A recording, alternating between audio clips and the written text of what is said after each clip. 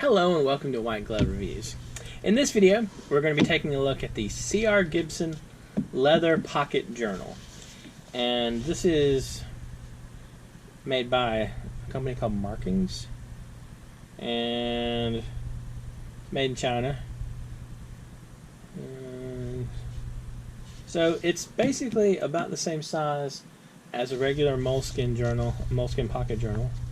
And if any of y'all have seen my everyday carry video before, you probably know that I carry a pocket journal with me, and I'm generally always looking for a good one. Now currently I've been carrying the TWSBI pocket journal, but unfortunately these went out of production. There's still some available on the TWSBI website, I think, and I may order a couple because I have been liking these pretty much. But with them going out of production, I think I have to sort of keep an eye out. So let's take a look at this thing. It's got the normal. It's more rigid. It's not like a hard cover, but it's a relatively rigid cover, and I tend to prefer the less rigid covers, like the soft covers, just because you can put it in your pocket and it conforms. So the paper feels pretty slick. Let's see how things write on this. All right. I banged the camera a bunch this one, didn't I?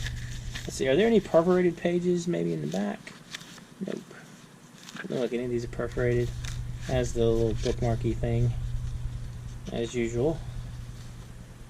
Am I the only one who just gets sick of these and cuts them out? Because I do very much snip these out of my journals just to get them out of my way.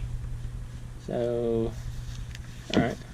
Let's try a couple different pens on this thing and see how it works. Alright, the first one is this is a Pentel Energel. So, this is a test.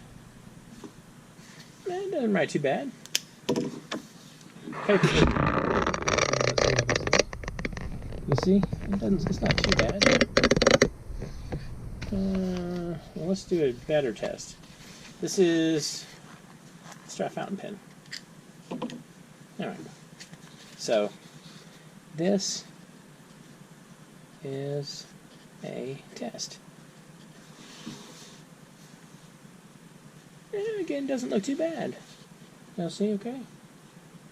Seems to hold up okay to the ink. There's not really any feathering that I see. It doesn't go through too bad. Not bad. I'm not sure what exactly kind of paper this journal uses. It doesn't seem terrible. I think my only, I don't know, I prefer it had a softer cover, but it's got the little pouch in the back, which is pretty common, similar to the moleskin journals. I don't know. Not bad, I guess. It's a little kind of fancier, I guess. Has a fancier than this, or than my super old and beat up one. This one had a tough life. So, I don't know. What do y'all think? Not bad? Terrible? Decent looking? I don't know. It doesn't look bad. It wasn't super expensive. I think it was like $10. I'll include a link in the description if you want to check it out on Amazon. I'll also include a link for the TWSBI notebook.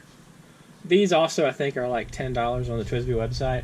I don't think Amazon carries them anymore, and I think I'm going to just suck it up and buy some from TWSBI soon. So I'll have a few stockpiled, unless I find one I like better before then. Anyway, let me know what y'all think. And if you've enjoyed this video, please like and subscribe, and I hope y'all have an excellent day.